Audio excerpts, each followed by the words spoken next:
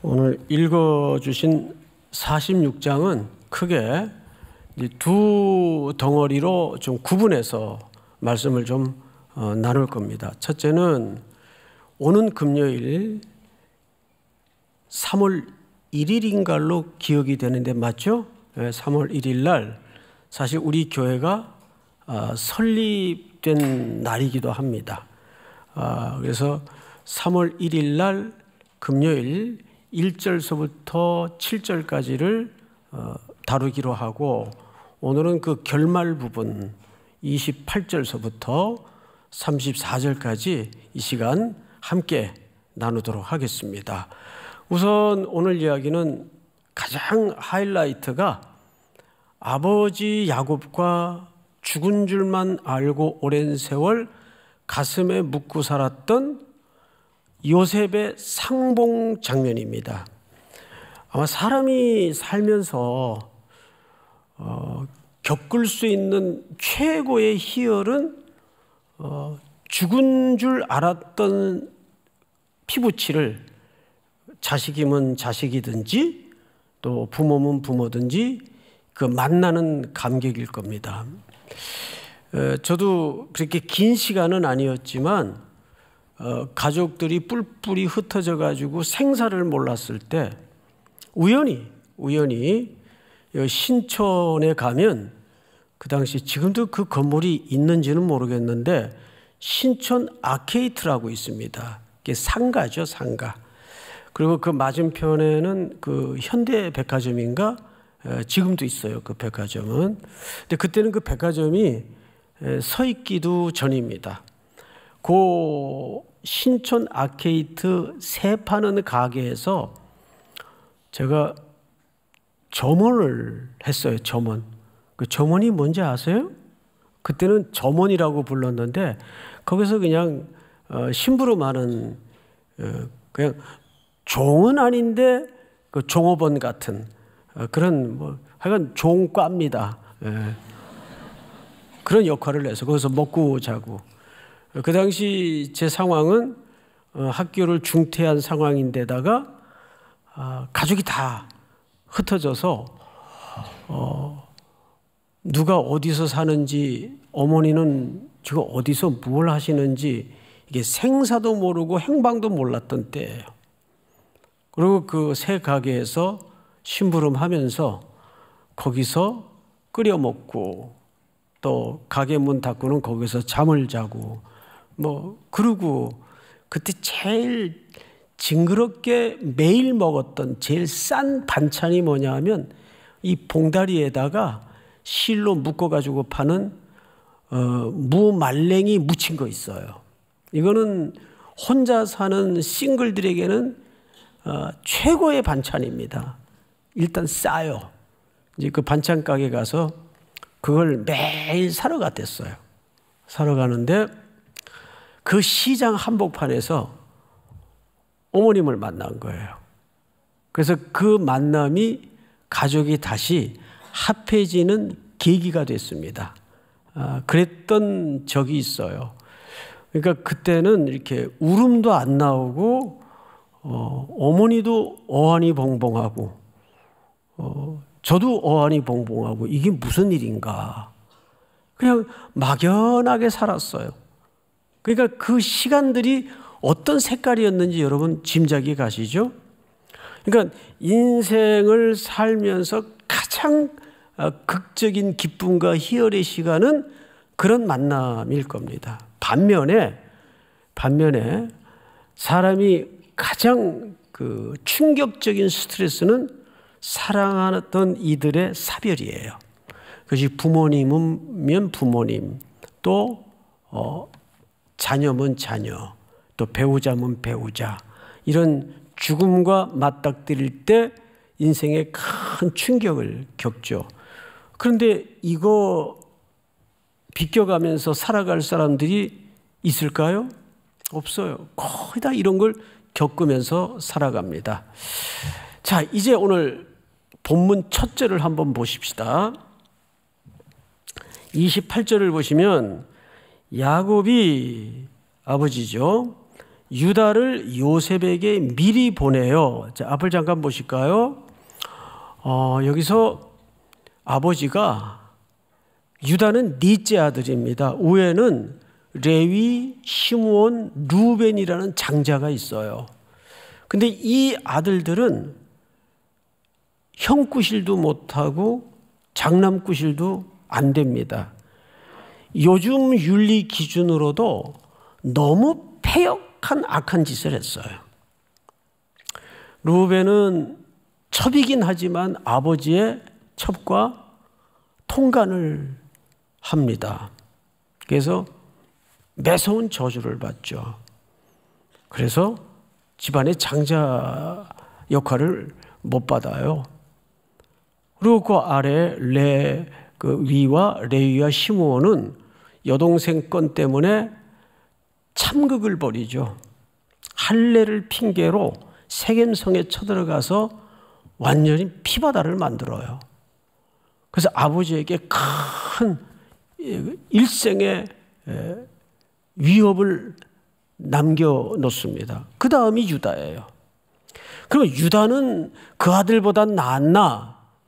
별로 그렇지 않습니다. 성경을 이제 통섭적으로 보면 사실상 동생 요셉을 애굽에다가 팔아넘기자고 제안한 인물이 유다입니다.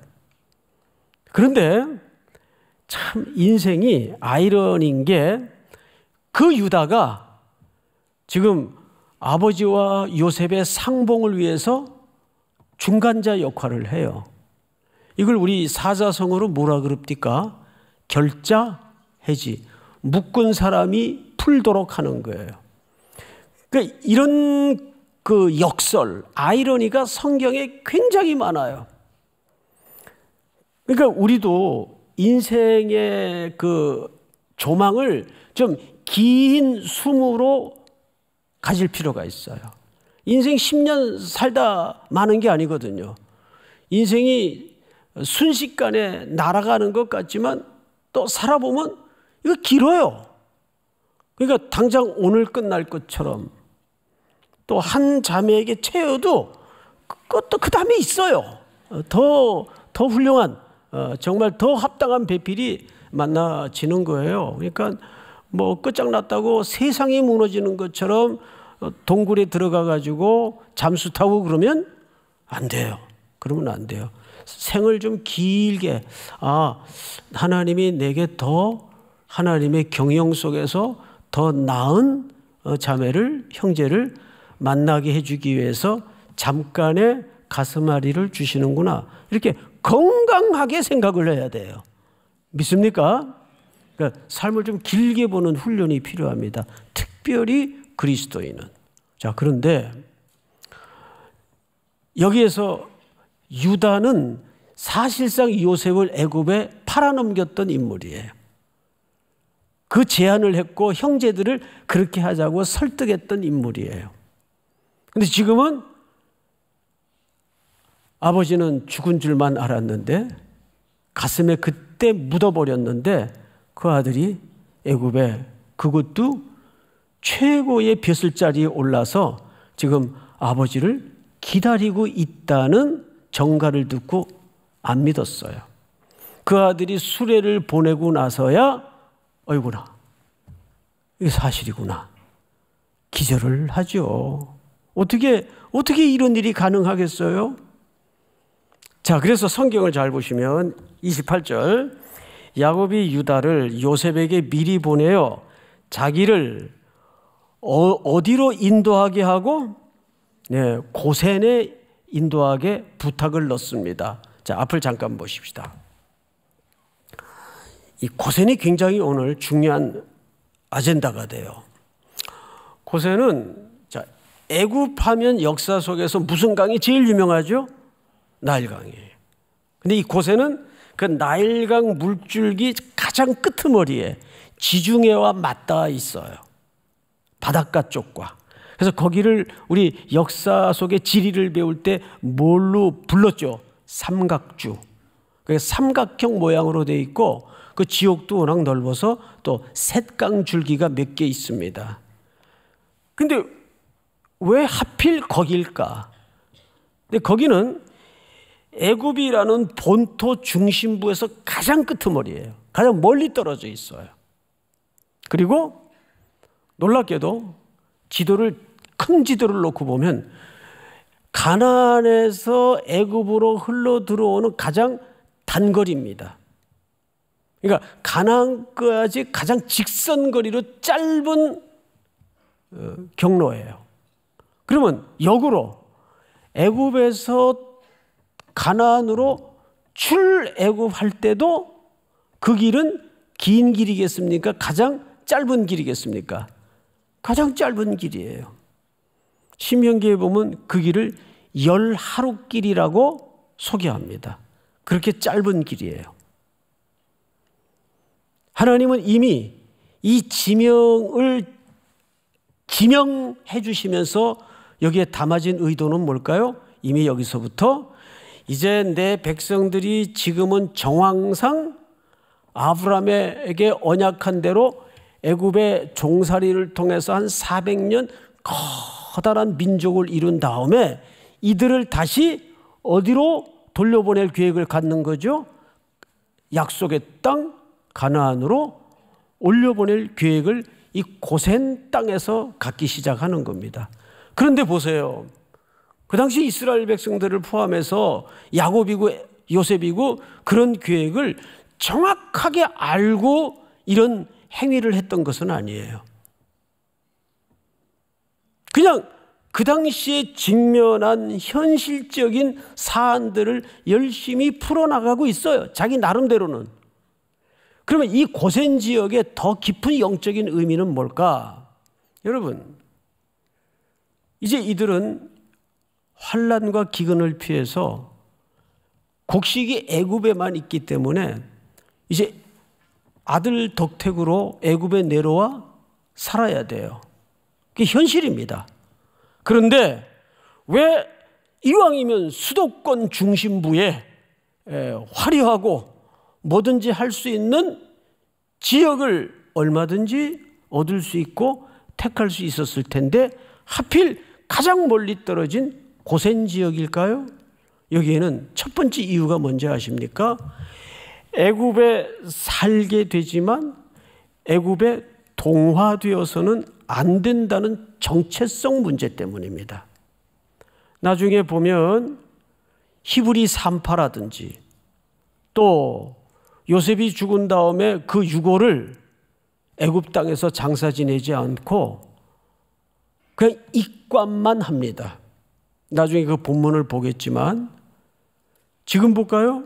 한번 성경을 띄워주세요. 창세기 50장. 요셉이 그의 형제들에게 이르되 나는 죽을 것이나 하나님이 당신들을 돌보시고 당신들을 이 땅에서 인도하여 내사 아브라함과 이삭과 야곱에게 맹세하신 땅에 이르게 하시리라 하고 25절 전체가 말씀입니다. 시작. 요셉이 또 이스라엘 자손에게 맹세시켜 이르기를 하나님이 반드시 당신들을 돌보시리니 당신들은 여기서 내 해골을 메고 올라가겠다 하라 하였더라. 네, 자기의 유고를 메고 이 출애굽할 때 가나안 약속의 땅에 나를 함께 데리고 올라갈 것을 유언으로 명령합니다. 그리고 창세기 마지막 장 마지막 절이 뭘로 끝나는지 아세요? 요셉을 입관하였더라. 자, 여러분, 입관했다는 말은 장래가 마쳤다는 얘기입니까? 지금 중간 지점에 있다는 얘기입니까? 그렇죠. 장래가 안 끝난 거예요. 그래서 요셉의 장래는 가장 긴 장래가 됩니다. 언제 장래가 끝나죠? 여호수아서 24장에 보면 그들이 세겜 땅의 정복을 마치고 가나안 땅의 정복을 마치고 그제서야 요셉의 유고를 그 땅에다가 안장을 합니다. 장례를 치릅니다. 긴 가장 오래 걸린 장례예요. 그러면 이런 역사적 일들을 관통하는 중심 줄거리가 뭐냐 하면 아브라함에게 약속했던 언약을 이들이 붙들고 있었어요. 그들은 지금 시대적 정황 때문에 애굽에 내려와서 먹기 위해서, 살기 위해서 거주할 수밖에 없었지만 고센 지역을 고집한 것은 가능하면 중심부와 멀리 떨어져서 정체성을 잃어버리지 말아야 되겠다. 우리는 애굽에 머물러 살지만 하나님의 백성이기 때문에 이 하나님에 대한 신앙과 정체성을 잃어버려서는 안 된다. 누구랑 똑같습니까? 우리의 삶과 똑같은 거예요. 우리는 이 땅에 발을 딛고 매일 치열한 세상이라는 일터에서, 캠퍼스에서 부닥치며 살아갈 수밖에 없지만 뭐가 흔들려서는 안 될까요? 정체성이 흔들려서는 안 되는 거예요. 3대 그 재벌 가운데 인사 담당하시는 분을 제가 알고 있어요. 그 만난 지 오래돼서 그분이 지금도 그 부서에 아마 없을 거예요.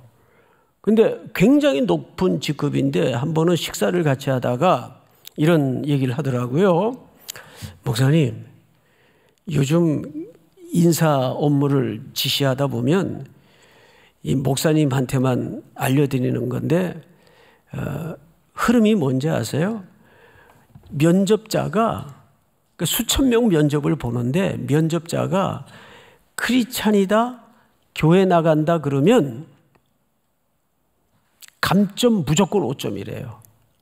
그래서 내가 놀래가지고 왜 그러냐고 그랬더니 일단 일반 직장의 분위기는 교회 나간다, 신앙생활한다 그러면 조직의 부적응자로 찍어버린대요.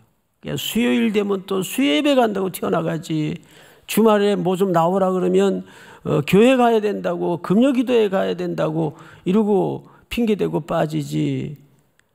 또 휴가도 꼭 남들 바쁜 여름, 겨울에 빼가지고 그것도 자기가 노는 게 아니라 돈 써가면서 여행 다닌다고 꼭 3일교회 두고 하는 얘기처럼 제가 뜨끔하더라고요.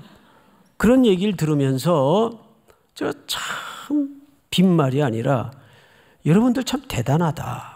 대단하다.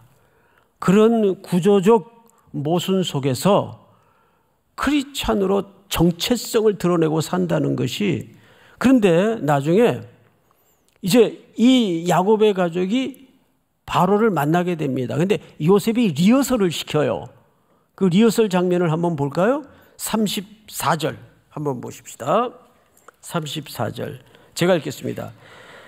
당신들은 이르기를 주의 종들은 어렸을 때부터 지금까지 목축하는 자들이온데 우리와 우리 선조가 다 그러하더이다 그러하나이다 하소서. 무슨 얘기냐면 이제 곧 요셉에 의해서 바로에게 인사를 드리러 갈 거예요. 총리의 가족들이 왔으니까 바로도 어떤 분들인가 하고 궁금했겠죠. 그래서 바로를 만나게 돼 있어요. 바로가 만나면 뭘 묻겠습니까? 그대들은 뭘 하면서 생업을 유지하셨습니까? 그러면 요셉이 일러는 거예요. 정확하게 애들로 얘기하지도 말고 목축업자라고 얘기하십시오. 근데 성경을 마저 읽어보십시다. 이렇게 돼 있어요. 목축하는 자들이온데 우리와 우리 선조가 다 그러하더이다 하소서. 애굽 사람은 다 목축을 가증히 여기나니, 가증히 여기나니 당신들이 고센 땅에 살게 되리이다. 자, 앞을 보실까요? 이것이 애굽의 사회적 통념이에요. 왜 우리도 이제 어떤 직종의 분들을 만나면 터부로 이런 게 있었어요. 재수 없는 사람들, 부정한 직종들, 이런 터부가 있습니다. 한국 사회도 많죠. 그런 거. 근데 애굽은 가장 그 부정한 직군과 부정한 존재가 뭐냐 하면 목축업자들이에요. 그러면 당신들은 직업이 뭐였어? 그러면 애들로 그냥 마일드하게 왜 사업하고 있었습니다. 뭐 이래도 아주 틀린 말은 아니잖아요. 그죠? 예. 근데 그러지도 말고 정확하게 뭐라고 대답하라고요? 목축업자들입니다. 그러면 그러면 안 되잖아요. 그러면 더 불이익을 당할 소질이 이유가 더 담아져 있잖아요. 그러면 그들이 어디로 보낸다고요? 고센 지역으로 보낸다고요. 이 부정한 사람들이니까 애굽의 수도 중심지 말고 저 바닷가 쪽에 가까이 하지 못하도록 그쪽으로 우리 가족을 보내게 될 겁니다. 자, 여기 이유가 뭘까요? 방금 말씀드린 것처럼 그 정체성을 섞이거나 희석되도록 하지 않기 위해서 애굽에 살 수밖에 없는 정황이지만 그럼에도 불구하고 우리는 정체성을 지켜야 된다. 하나님의 백성으로서 흔들리지 말아야 된다. 그래서 그들을 고센 지역에다가 배치를 합니다. 거기에 따로 살게 합니다. 놀라운 이야기죠. 우린 여기서 첫 번째 걸러야 될 게 뭐냐 하면 한번 띄워주실까요? 첫 번째 다 같이 시작. 애굽에 살지만 애굽에 동화되어서는 안 된다. 이것이 오늘 우리가 이 본문에서 붙잡아야 될 첫 번째 이유입니다. 애굽에 살지만 우리는 이 세상에서 살지만 애굽에 동화되어서는 안 된다. 그 이유로 정직하게 얘기해라. 손해를 보더라도 불이익을 당하더라도 그것이 우리 기독 청년들이 잃어버리지 말아야 될 세상을 향한 정면 승부다. 믿습니까? 자, 두 번째 보십시다. 29절을 보세요. 요셉이 그의 수레를 갖추고 고센으로 올라가서 그의 아버지 이스라엘을 맞으며 그에게 보이고 그의 목을 어금맞춰 안고 얼마 동안 울었다라고 되어 있어요. 자, 앞을 보십시다.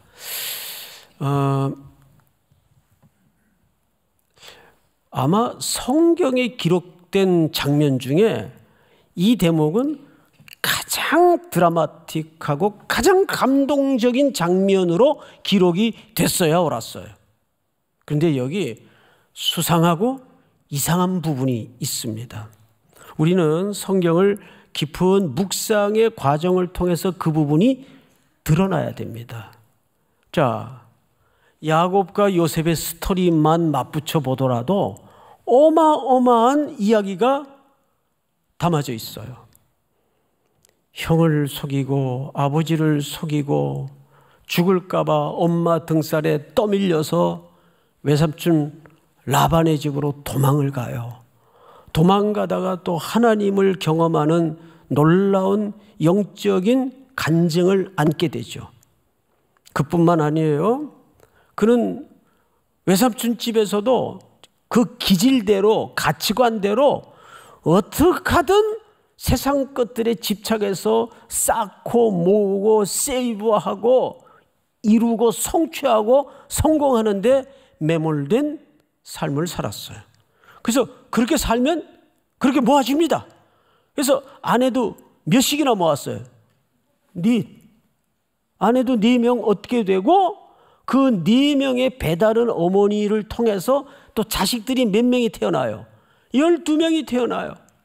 그러면 이 집안의 형편이 요즘이나 그때나 뭐 비슷했겠죠. 얼마나 복잡했겠어요. 형제들 간에 불목하고 반목하고 모함하고 시기하고 질투하는데 사실상 이런 분위기를 조장한 인물이 야곱이에요. 야곱은 특별히 채색 옷이라는 옷을 요셉에게 어릴 때부터 입힘으로써 형들의 분노를 사고 시기를 촉발하는 아주 편애적 사랑을 드러냅니다. 게다가 그 아들들 가운데 방금 말씀드린 것처럼 루벤, 레위, 시몬 이 사람들은 상상할 수 없는 악한 짓을 해요. 그러니까 이 집안은 그냥 요즘 말로 딱 무슨 집안이에요? 왜 콩가루 집안이에요? 진짜 콩가루 집안이에요. 이 집안은 이게 희망이 없는 집안이에요. 근데 어느 날 심부름원했던 가장 사랑했던 총애했던 아들이 옷만 돌아와요. 이 형들이 아버지를 속이죠. 이거 요셉 옷 맞는지 확인 좀 해주시죠, 아버님. 거기에는 피가 묻어 있는데 아들 핀 줄 알고 내 아들 옷 맞다. 그럼 그때부터 야곱은 요셉을 가슴에 묻어버립니다. 사람이 겪을 수 있는 가장 참혹한 슬픔은 자식을 앞에 세우는 일이 가장 참혹한 슬픔이에요. 이 가운데도 가족 속에서 그런 경우를 겪은 분들이 분명히 있을 거예요. 근데 그건 여러분 어떤 설명으로도 위로할 수 없을 것 같아요. 지금 야곱은 그날부터 삶이 달라집니다. 아침에 일어나도 핏기가 없어요, 얼굴에. 그리고 이미 웃음을, 미소조차 잃어버렸습니다.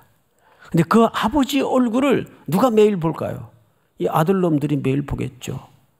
그러면서 어떤 형벌을 받나요? 우리가 미쳤지, 무슨 짓을 한 거야? 우리가 그때 뭐가 쉬었었나 봐. 매일 몇십 년을 그 핏기 없고 웃음기조차 잃어버린 아버지 얼굴을 보는 것이 축복일까요? 형벌일까요? 그 형벌이에요. 그리고 그때부터 야곱의 가슴에 요셉이 죽은 아들로 묻어진 겁니다. 아까도 말씀을 드렸지만 저도 이제 둘째를 중학교 말에 그 외국으로 5년 공부시키라고 보냈던 적이 있어요. 그 떨어져 있으면서 그때 어리죠. 저는 한창 목회 바쁘게 돌아다닐 때인데 그때 알았어요. 야, 보고 싶은 사람을 못 보고 사는 게 이렇게 큰 고통이구나. 에?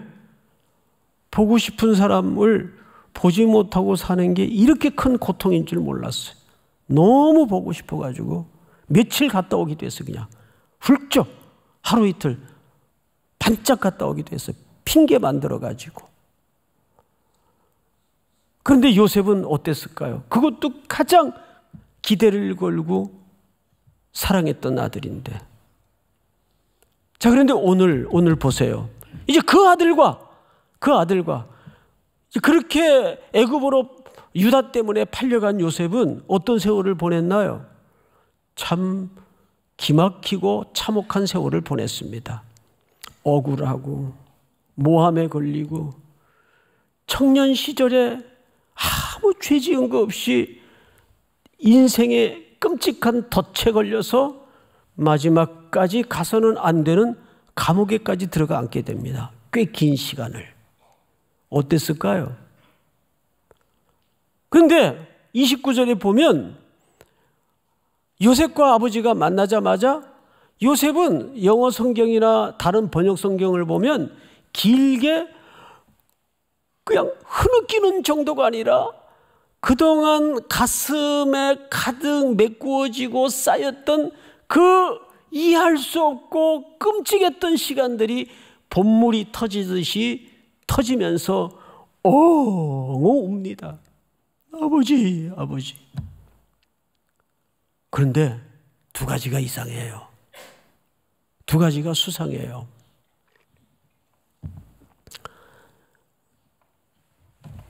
이 만남의 장면을 성경 기자가 틀림없이 의도적인 것 같아요. 딱 한 줄로 스케치하듯 그냥 지나가 버립니다. 그 상봉의 그 가장 드라마틱 해야 될 그 상봉의 장면을 그냥 딱 어마어마한 방대한 소설을 논문 쓰듯이 딱 한 줄로 적듯이 지나가 버리고 말아요. 그리고 더 놀라운 것은 야곱이 울었다는 대목이 없어요. 주어가 요셉입니다. 그 요셉은 당연히 울었겠죠. 평생 못 볼 줄만 알았던 늙으신 아버님을 허옇게 변한 아버님의 얼굴을 뵈니까 요셉은 당연히 지난 세월이 다시 회상이 되면서 울음이 터졌겠죠. 근데 야곱이 울었다는 기록이 없어요. 야곱도 성경에 보면 꽤 잘 우는 인물 중에 하나입니다. 형 에서를 만났을 때도 벌판에서 형이 아직도 자기 용서 안 한 줄 알고 쫄아가지고 오다가 그 통 큰 에서가 지난 모든 것들은 기억도 못하듯 이야기를 하면서 네가 살아있구나, 왜 이제야 왔니? 형제가 들판에서 목을 어긋맞다 부둥켜 안고 울어요. 많이 울어요. 그 야곱이 눈물이 없는 사람이 아니에요. 그런데 요셉을 만나는 한 20년간의 세월이 흐른 다음에 야곱은 울지 않아요. 이 울음이 없는 야곱의 모습을 성경 기자는 왜 이렇게 적었을까요? 여러분 물어봅시다. 저는 이제 목회자로 살다 보니까 평생 죽음과 늘 가까이 삶을 살 수밖에 없어요. 30대 때는 염도 해보고, 염 해봤어요? 안 해봤으면 말을 하지 마세요. 이게 숨이 딱 떠난 그냥 시신을 만져서 닦고 수의를 입힌다는 것이 어마어마한 역사예요. 그걸 저희들은 학교 다닐 때 다 배웠습니다. 요즘은 다 이제 전문가들이 하시지만. 그러면서 많은 장례도 집례해보고 매장도 해보고 장례식장의 조문도 해보는데 평생 그렇게 살았죠. 특징이 있더라고요. 제가 묻고 싶은 게 이 부분이에요. 그런 죽음 앞에 젊은이들이 많이 울 것 같아요? 80, 70 훨씬 넘어서 80 넘은 그런 어르신들이 많이 울 것 같아요? 젊은이들이 훨씬 많이 애통합니다. 어르신들은 눈시울이 적셔지는 경우는 있어도 그렇게 통곡과 애통할 만큼 우는 분들을 많이 만나지 못해요. 우리 울기야 울겠죠. 왜 그럴 것 같습니까? 그들은 늙으면 눈물이 없어지나요? 없어지는 게 아니라 이런 말 들어보셨죠? 이제 흘릴 눈물도 없다.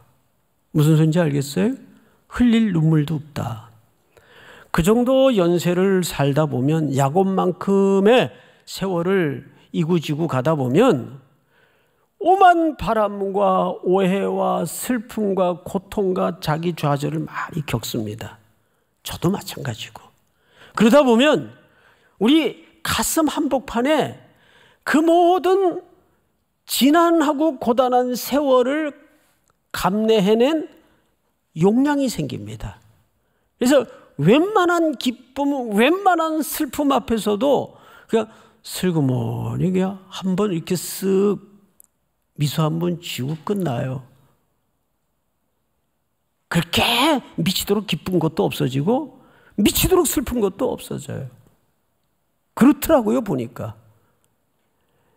나는 성탄절을 맞이할 때마다 그 고등학교 때 눈길을 밟으면서 새벽송 돌던 그 희열을 끌어올려 보려고 굉장히 발버둥을 치는데 그 희열이, 그 설레임이 끌어올려지질 않아요.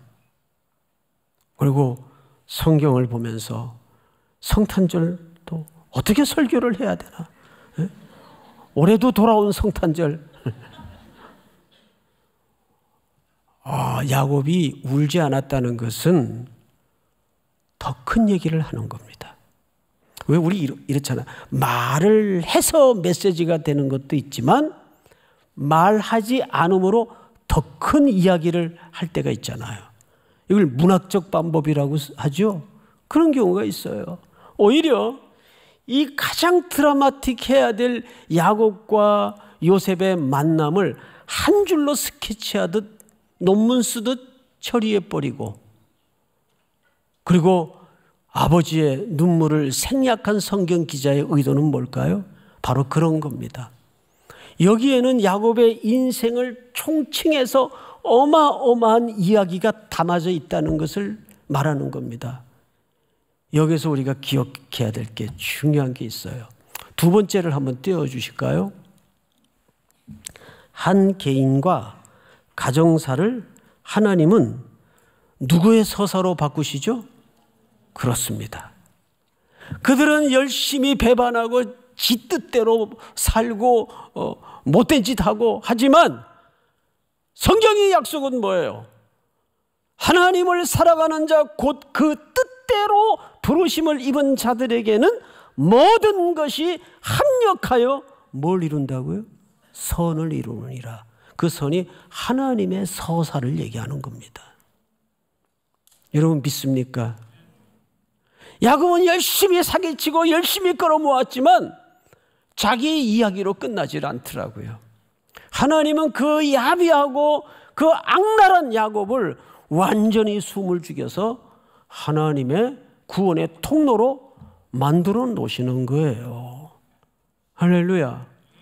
여기에는 인간의 약함도 섞여져 있고 인간의 못남과 좌절과 슬픔과 분노와 자기가 얻은 것에 대한 그 뿜어내는 희열이 녹아져 있었겠죠. 그런데 자기 몫이 되질 않아요. 여러분 야곱이 하란에서 살한 삶의 문장을 두 문장으로 성경은 소개했죠. 눈붙일 겨를이 없었고 험악한 세월을 보냈습니다. 어마어마한 이야기를 하는 거예요. 그래서 그는 아내도 넷, 자식도 12, 그리고 2때나 이루는 거부가 되었지만 여러분 하나님은 그걸 무용지물로 만들어요.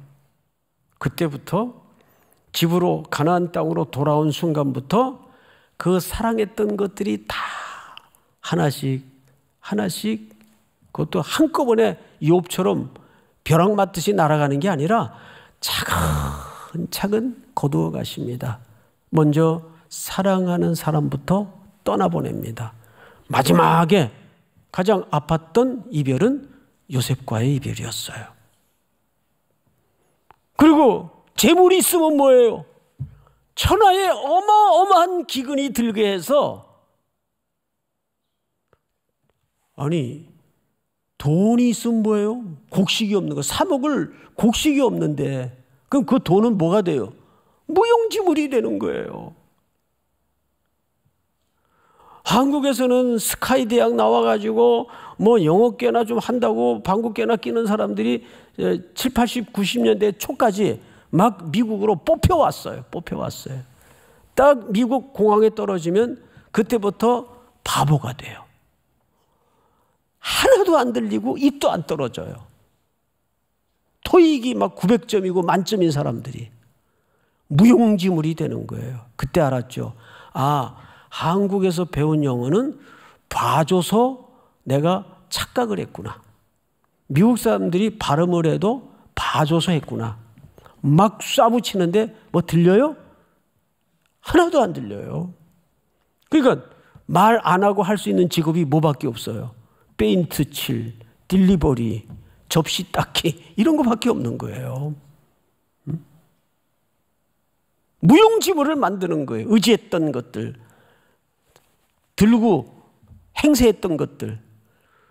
야곱에게 그가 그렇게 이것만 있으면, 이것만 의지하면 왔다다 그랬던 것들을 다 노년에는 무용지물로 만들어 버립니다. 그런 거예요. 이걸 알아야 돼요. 자, 세 번째를 한번 띄워주실까요? 때문에 우리는 단 하루도 사소한 걸음도 허투루 살 수가 없다. 왜? 우리의 일상이 모여서 누구의 서사가 되기 때문에, 하나님의 서사가 되기 때문에 오늘 여러분들이 직면하는 사소해 보이는 것들, 또 한 주간 감당해야 될 정말 징그러운 것들, 그걸 허투루 살 수가 없다는 거예요.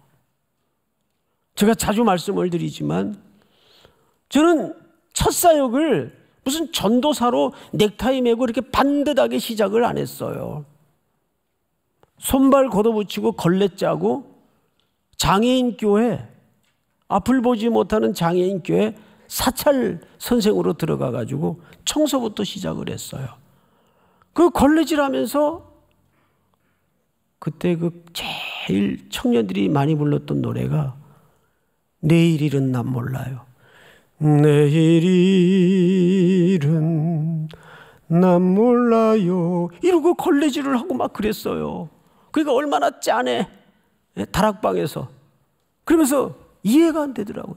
다른 친구들은 주일만 되면 다 양복 입고 교회 가가지고 전도사님 그러고 설교하고 막 그러는데 난 왜 그것도 오랜 시간을 그런 일을 감당케 하셨을까? 근데 지금도 그 이유를 모를까요?